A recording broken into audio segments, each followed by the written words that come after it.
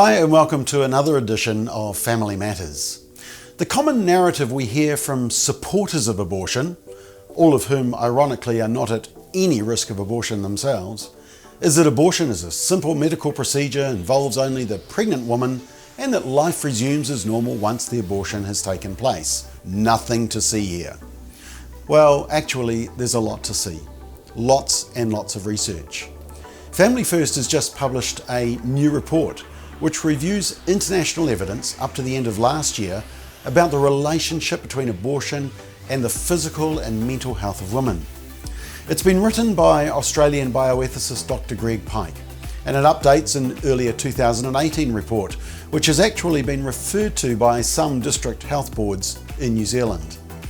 This updated report summarises the considerable international research on both sides. The report has more than 400 footnotes, and it concludes that while studies on abortion have sometimes yielded inconsistent results, there is a clear correlation between abortion and adverse psychological outcomes. Here's some of the conclusions. Intimate partner violence is strongly correlated with abortion, with some research showing a 6-fold increase in abortion compared to those in antenatal care. Abortion has also been linked to international trafficking and slavery of women.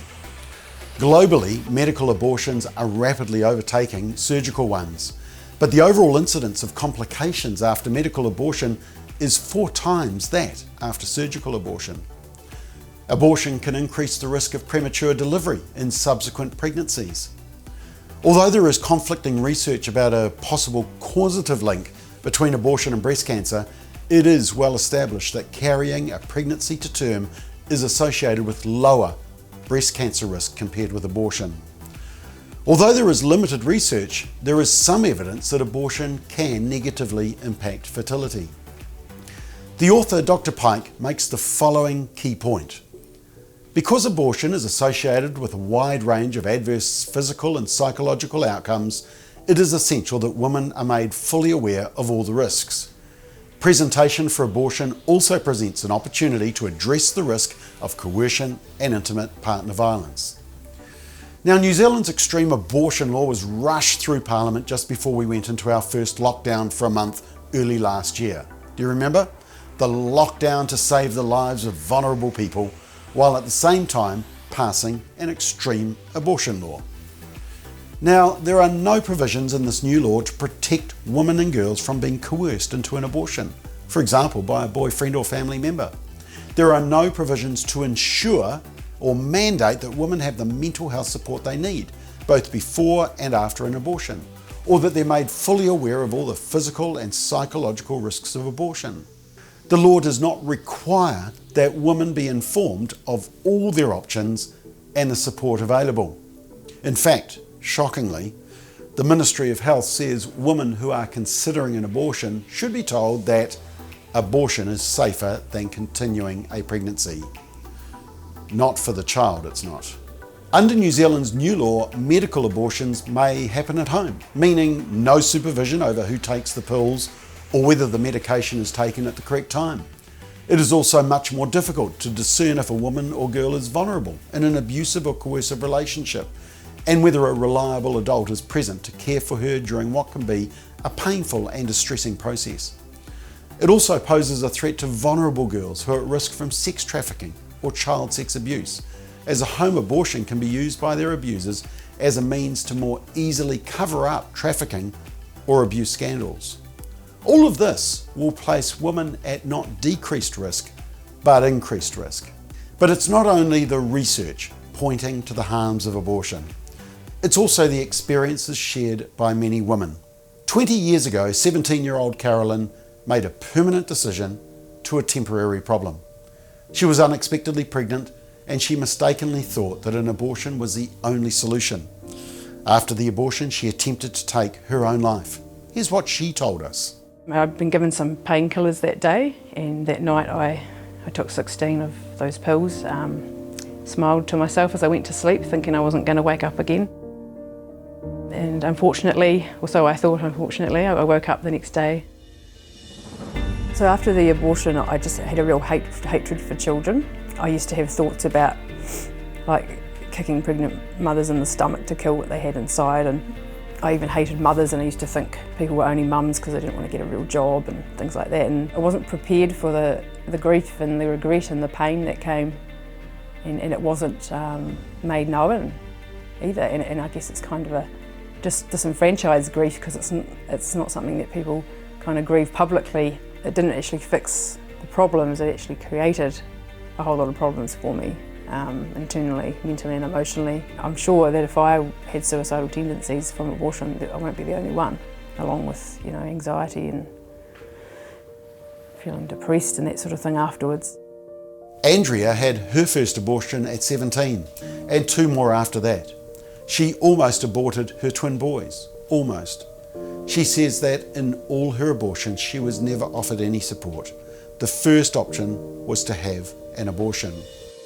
I think I allowed myself to believe that what they tell you, that it's a fetus and it's not a life and all of these things, so that you can emotionally detach yourself from what you're about to do, which is essentially killing a baby. The one thing I remember about all 3 of them was that everything was just like ticking boxes. It was like nobody genuinely cared about what I was about to do. To be able to abort a baby, even at 20 weeks, I don't think you understand the trauma that leaves behind. The physical removal of a life that's exactly what it is. I know that there are women like me, more women like me, who sit in silence and shame and guilt and deal with what they've done quietly and on their own. Please consider us. The researched and the lived experience of women is backed up by medical professionals, many of whom don't want anything to do with abortion. Dr. Norman McLean qualified in medicine at the Otago Medical School more than 50 years ago. He practiced within obstetrics and gynecology for nearly 40 years, and during that time he did in the area of 8,000 births. He also performed almost 200 abortions very early in his career. Listen to his words of warning. The procedure carries complications, and some of them are very serious, and I have seen them. There are serious immediate complications of the surgery. There are longer term physical complications, such as an increased rate of premature delivery, an increased rate of miscarriage.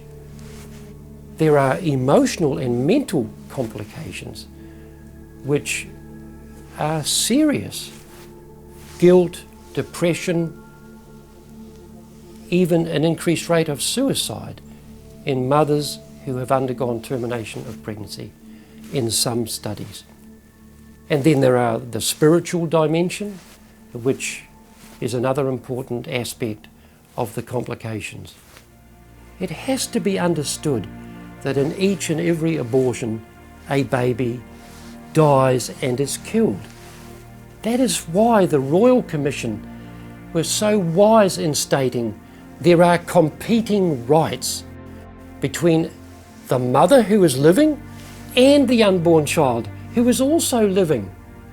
And that has to be weighed up, those competing rights. But with the new law, it would seem that the mother has all the rights and no recognition of the existence of the baby, the life of the baby, the value of the baby is considered. It's shocking beyond belief. Listen to the medical professionals. Listen to the women who have actually had abortions. Listen to the research. Don't listen to family planning or all-rands or pro-abortion MPs, and definitely don't listen to the Greens when they claim that aborting cows is inhumane and cruel, but aborting humans is compassionate healthcare. Abortion harms.